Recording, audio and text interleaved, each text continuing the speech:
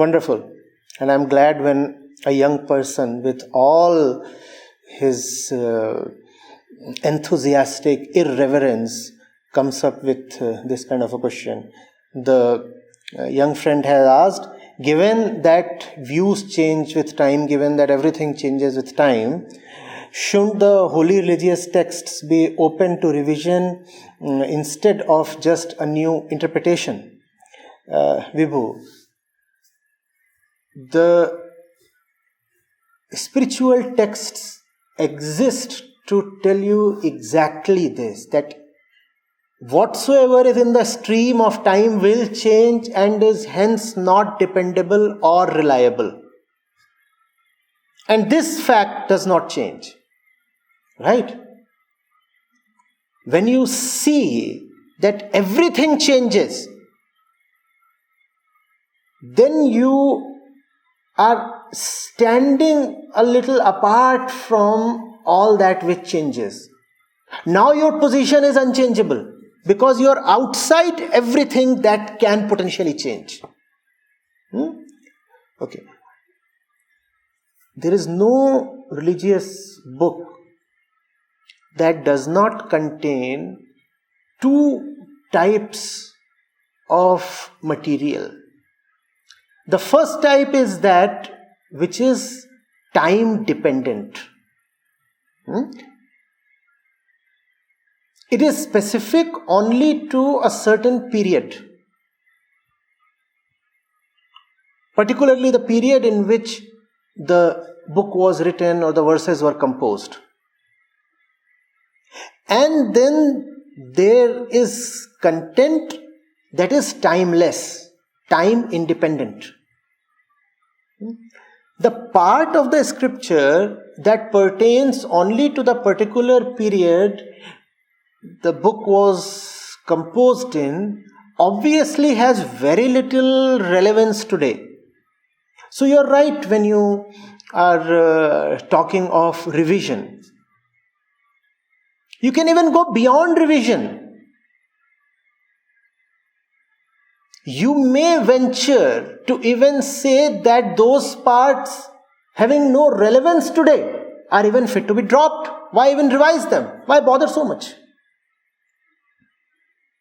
And there is no problem with that. There is no blasphemy in that. You are not being disrespectful. You are not being contemptuous towards the ones who brought those books to you. No. In fact, the ones who brought those books to you would be proud of you if you are able to discreetly see what remains relevant today and what has been made obsolete by the passage of time. But be careful to not to throw the baby away with the bathwater. There are precious bits there that time will never be able to touch. There is so much there that the passage of time cannot render old. And if you discard even that, then you are doing yourself a great disservice. In our eagerness to reject everything that is old, we often tend to overlook that which can never get old because it is not time dependent at all. Isn't it a thing of common sense? For a thing to turn old from being new today, first of all, the thing must be time dependent, right? If y is equal to ft, only then y will change with t, right? Have to talk your language sometimes. But if y is not at all a function of t, and t is time here, right? And y is relevance in today's age, contemporary relevance. If y is not at all a function of t, then how do you declare that since the variable t has taken a large value, therefore y has to be rejected? Now t can continue taking as large a value as possible or as small a value as possible, we are talking of time, how will that affect the value of y at all? So y is that in the scriptures which is independent of time. It cannot be revised. It need not be revised. Because revision means change. Revision means change, right? And all change happens in time. Can you have change without time? Think of it. Can anything change without the aid of time? So when time is not involved at all, how do you change something? And by that, I in no way mean to assert that there is nothing changeable there. In fact, I began by saying that there is much there that not only deserves to be changed, it actually is fit to be dropped. Just drop it. There is no need to read of all those things. Many of the important books were written at a time when man was dealing with bullock carts. Right? Or when there was not even an iota of scientific knowledge available. When the society was not structured the way it is today. When economics was in an altogether different shape. So if there are verses that relate to science or technology, obviously they have no relevance today.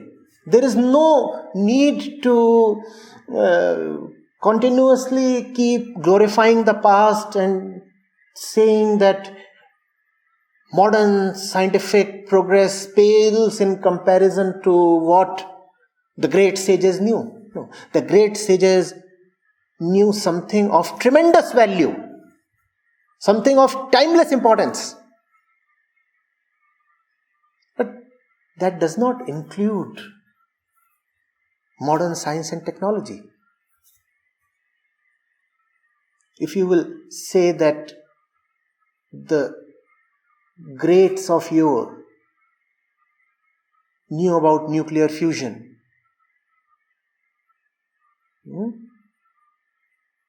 or string theory, then you are fooling yourself.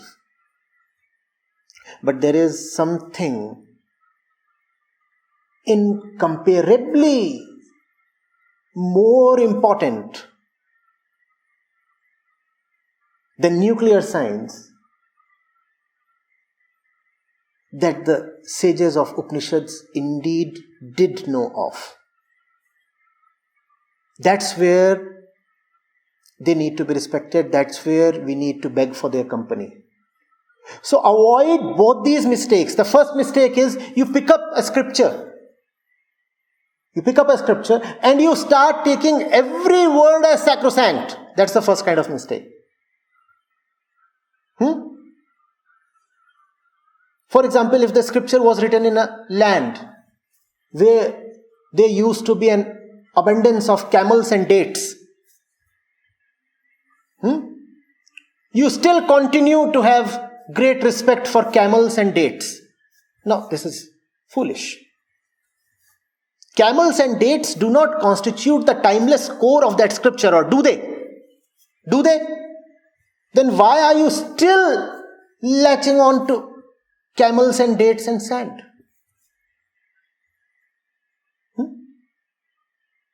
Similarly, a scripture might be written in an age when the society had a particular kind of structure.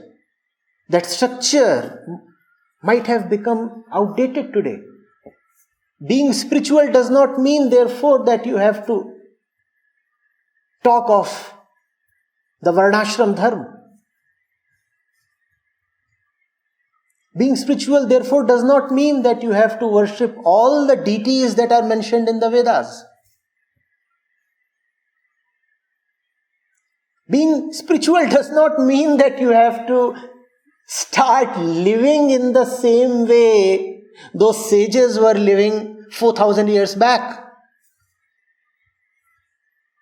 Some people think that is what is the meaning of spirituality. They say if you are spiritual, then you must look the same way the sages used to look. So how do you look the same way? You first of all have to keep a long, white, flowing beard. You have to live in some kind of a hut. Now there is nothing sacrosanct about the hut per se. Right? You have to use the same vessels that those people were using. Sir, today you have better metallurgy and you have better alloys available. You don't have to go to the river to fetch your water. You don't have to dig a well to take a bath.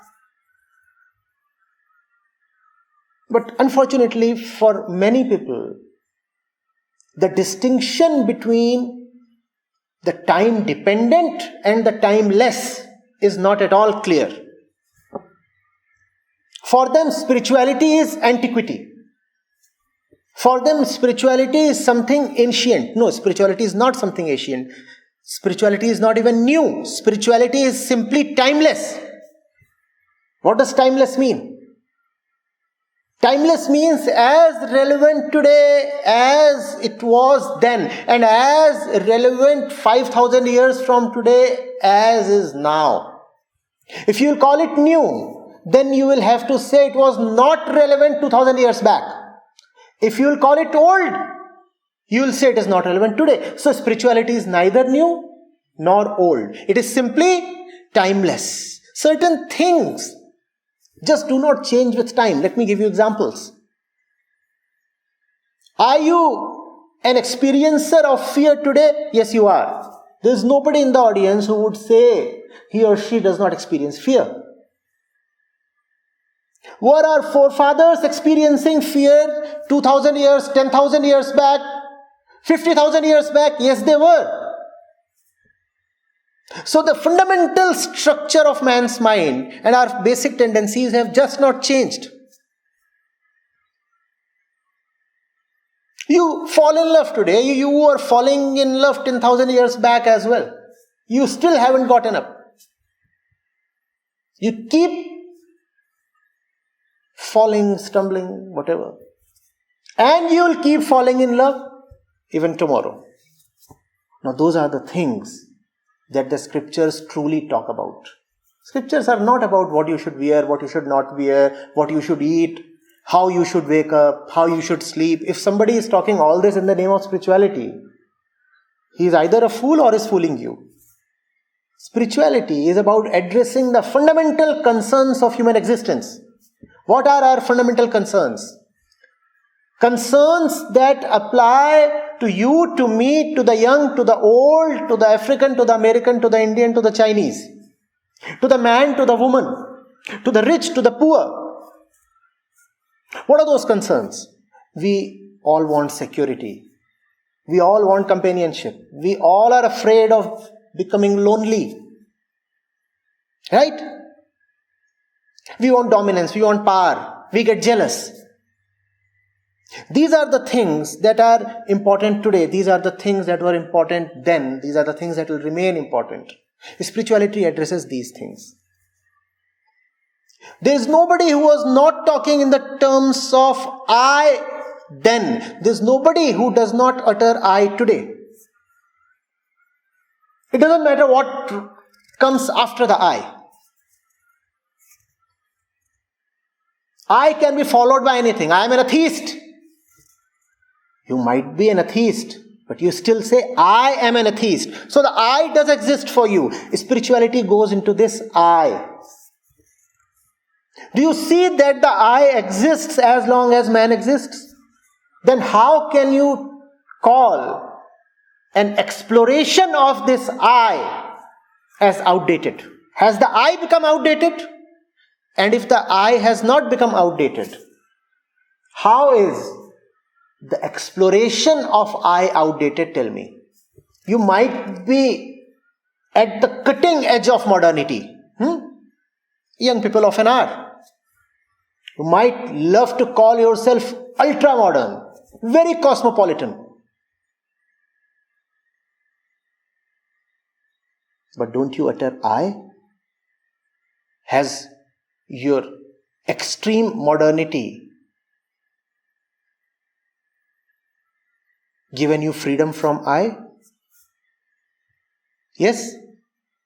No? Which means doesn't matter which way and for how long time has been flowing, one thing remains constant. What? I. You may even say that you hate the Upanishads. How will you say you hate the Upanishads? Tell me. I hate the Upanishads. The Upanishads won. Even to say you hate the Upanishads, you will have to utter the I. The Upanishads go into that. How will you revise the Upanishads? Tell me. And I'm talking only of those portions of Upanishads that deal with I. Now, if there is a particular verse in the Upanishads that just talks of worshipping a particular deity, there is no need to consider it relevant today.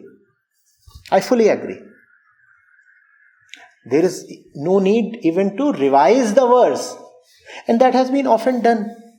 You see, take the example of the great scripture called Yoga Vasishtha. It's a tremendous scripture, very voluminous, consisting of many thousand verses. Now, the original scripture was revised by the sages themselves. They trimmed it down. They trimmed it down to a few thousand verses. From many thousand verses to a few thousand verses.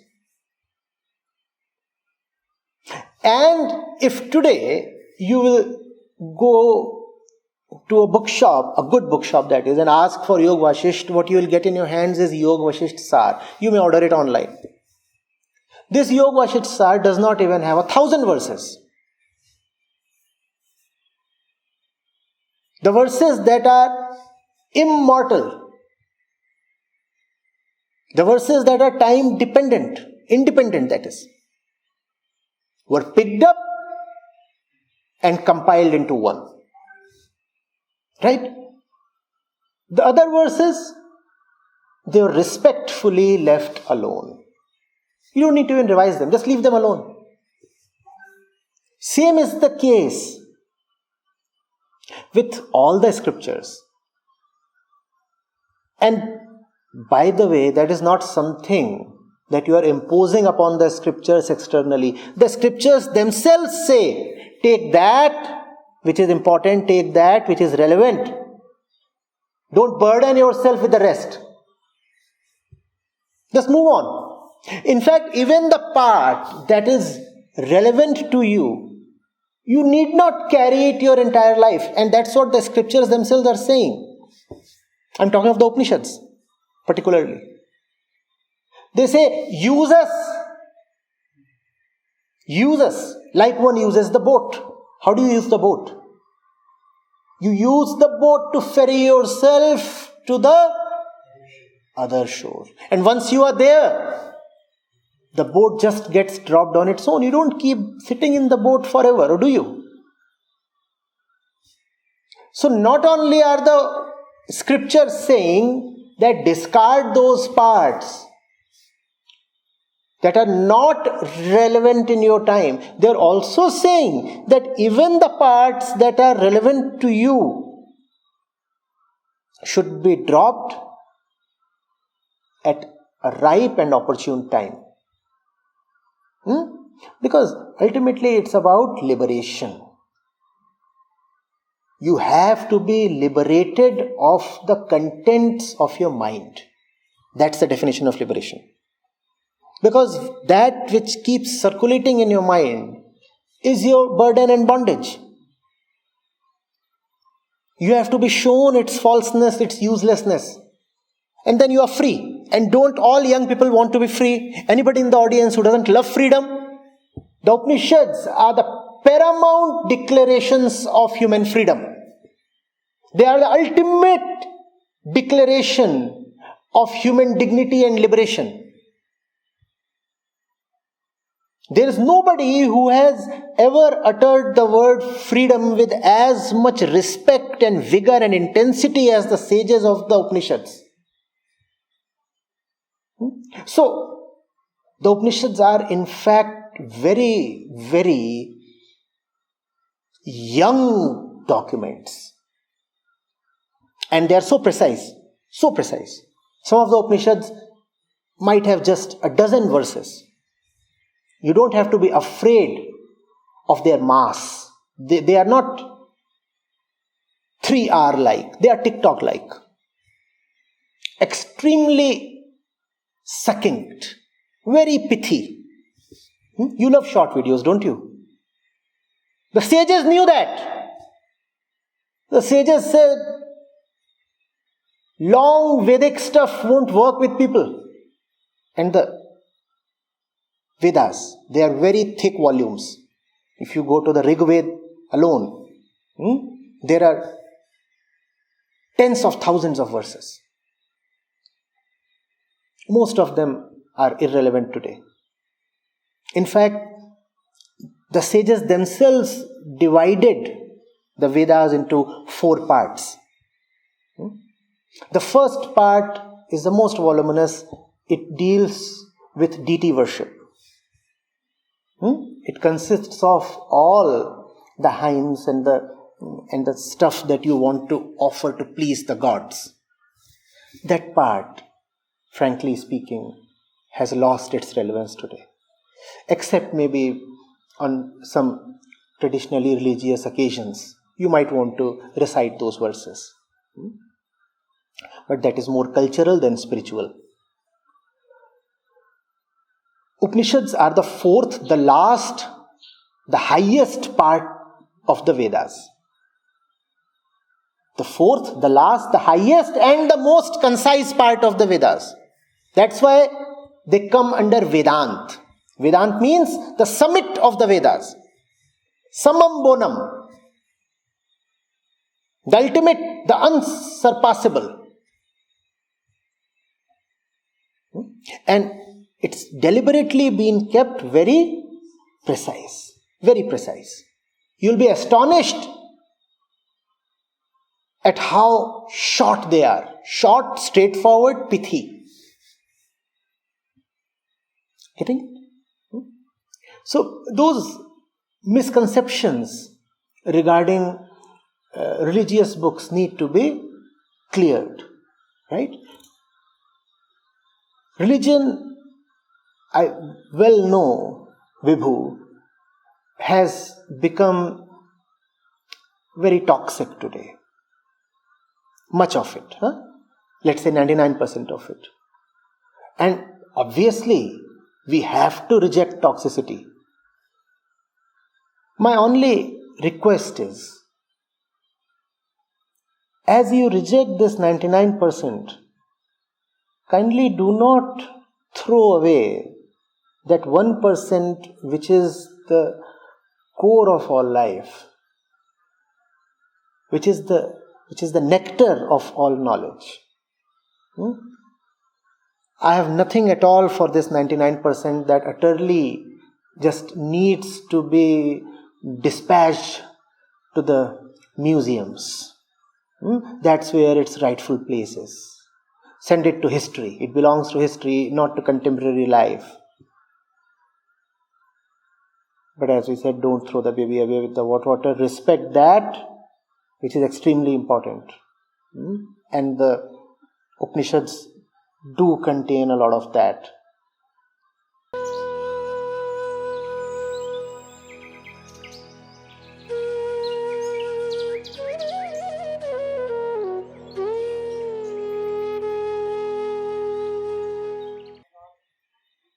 Right. You do not therefore have to talk of any time 10 years hence.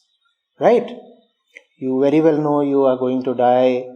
You might as well die tomorrow. We do not know when death might strike us. Right? Therefore, the future cannot be a concern at all. Isn't that obvious? If you are making the future your concern, then time might just prove you very foolish. You were planning for 2040. And when 2040 came, you were not even alive. Or when 2040 came, you found that you are a totally changed person. You no more have those concerns in 2040 that you had about 2040 when you were in 2020. So you spent your entire 2020 worrying about 2040. But when 2040 came, you were no more that person who was so concerned with worrying. Now you have been made a fool of. Therefore, the future definitely cannot be a concern. What should then be the purpose of life? The purpose of life has definitely something to do with this moment. What is it that bugs you this moment? What is it that pins you down? What is it that does not allow you to breathe freely? What is it that does not allow you to fly away? Figure that out.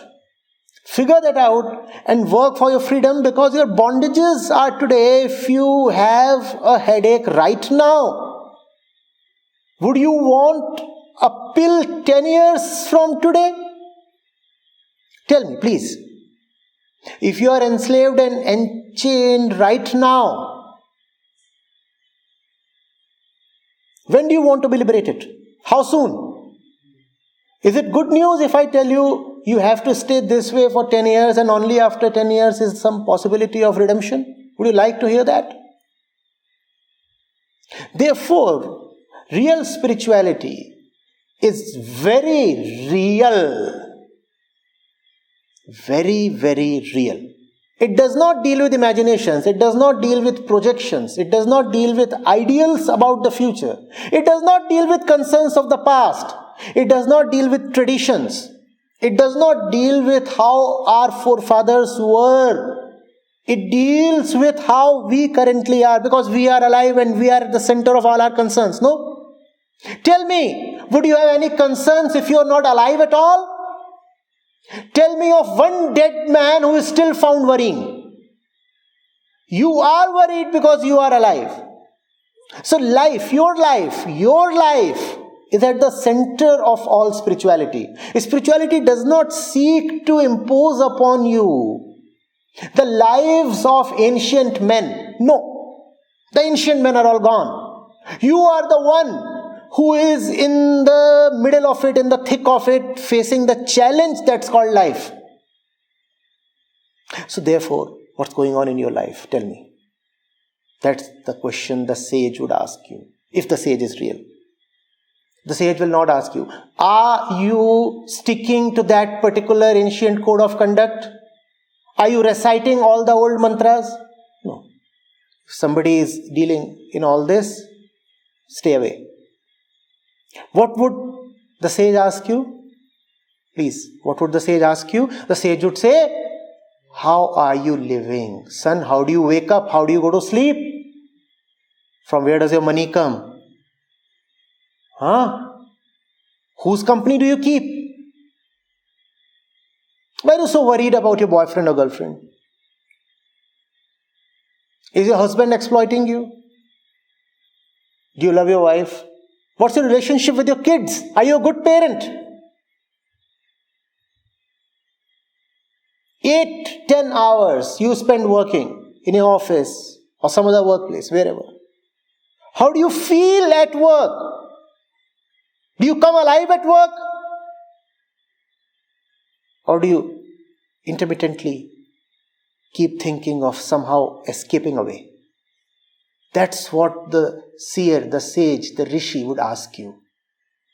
How is it going on for you?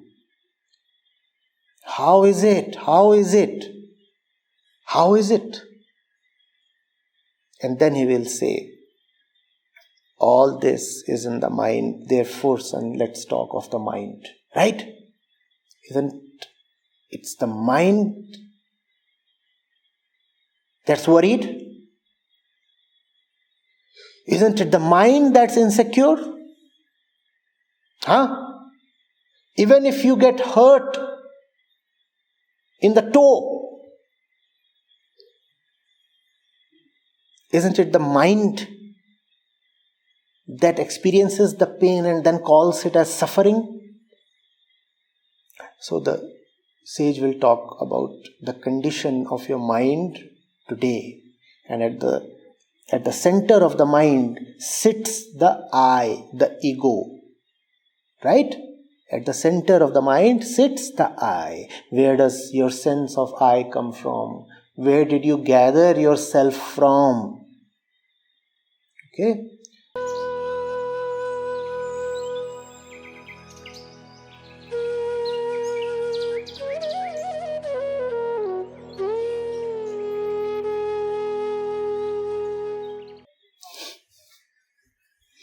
That part that does not relate to your concerns of today is outdated. Simple.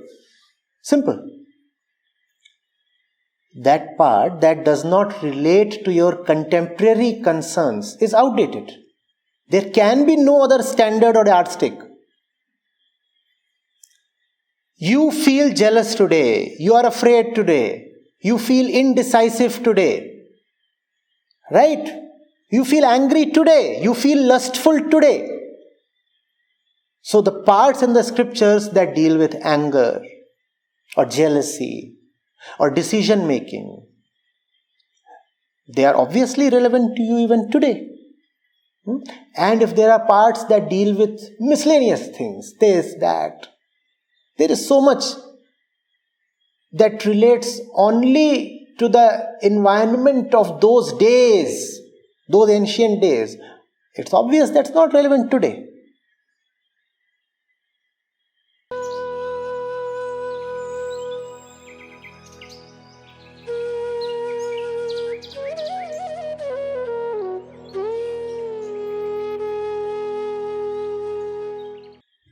See, firstly, I have not read this book, so that's the disclaimer. So, I do not exactly know whether such things are claimed in the book, but if they are claimed in the book, then they are pretty worthless assertions. Though, if a book contains such things, it will become very tempting to read it. The question is, why the hell is somebody interested in knowing the contents of a letter without opening it? Why don't you just open it? If the letter is there, might as well just tear the envelope and read the letter. What's the point in predicting what's inside the letter? I want to go into the questioner, because the desire is a function of the desirous one. No? From where is this desire coming? Why do you want to be the peeping Tom kind of fellow? Sneaking into unwanted places, right? Peeping through keyholes. Why? The subconscious mind has tremendous suffering. It is the seat of all our evolutionary conditioning and thereby bondage. It has powers. But those powers are there to keep you in bondage. Those powers are not there to help you. For example, the subconscious mind is where all your latent anger resides. The subconscious mind is where all your fear resides. The subconscious mind is what comes to the fore when you are asleep. There is no dream that can liberate you, because all dreams contain only that which you are already composed of. And your very existence, the way you take yourself, is a big bondage in itself. Liberation cannot come from within the jail, or can it?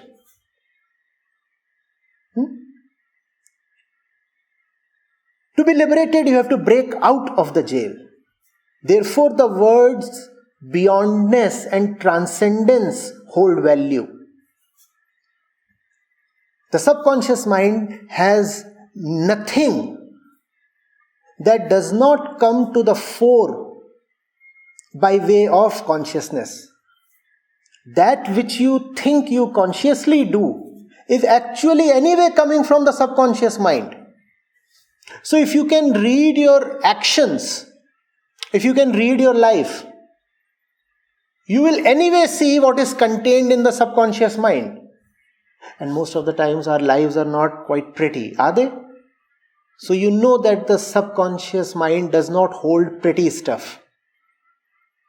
In fact, all the civilization that we give ourselves externally and all the culture that we give ourselves internally is just to cover up for the ugliness of what is contained in the basement of the subconscious. Our subconscious is so wild, so much in suffering, and so insane that it needs to be cultured. Much of our education is just for that purpose. Right? So, I again repeat the disclaimer, I do not know this book. So, whatever I am saying with respect to this book might be totally misplaced. But what I am saying with respect to the subconscious mind is probably not all that misplaced. So, you don't have to look for powers at the place of your disease. You don't have to look at the subconscious mind. If you go to the sages, they will tell you, you have to use the conscious mind to bring the darkness of the subconscious to light. In the end, power lies in neither the conscious mind nor the subconscious mind. Power lies in freedom from mind. And that freedom of mind is sometimes called pure consciousness, sometimes it's called super consciousness. You can just simply call it freedom. But one thing is for certain, that freedom you will not find in the subconscious. I agree there is a lot of power in the subconscious, but that power is the power of the ego. That power is not the power of a friend. That is the power of an enemy. Putting it very simplistically. For example, you may consciously resolve to hit the gym at 5 in the morning. Right? But at 5 a.m., still half asleep, you feel it's not important to go to the gym. Now this is your subconscious at work. Consciously you set the alarm, and subconsciously you turn off the alarm. And later on again, when you are conscious, which is awake, you wonder why you failed your resolve. It's the subconscious mind. It's not really your friend. So do not look for solutions there. But it is useful, you can look for your disease there. Getting it? Do not look for the medicine there. But the subconscious is useful, you can look for the disease there. How do you look for the disease? How do you explore the subconscious mind? You just have to be more attentive, more sensitive towards what you are doing and how you think. If you listen to Freud, he will say, if you are attentive even towards your dream, you will learn a lot about the subconscious. But you need not be attentive about dreams to begin with. Firstly, pay attention to your life. See how you select your clothes. See how you select your food. See how you select your friends. See how you make decisions with respect to your education. If you can go into your own mind, its functioning, its decision making, its choices, you will know what lies in your subconscious. That's the way to know your subconscious, and the more you know your subconscious, the more you liberate your subconscious. That's the way.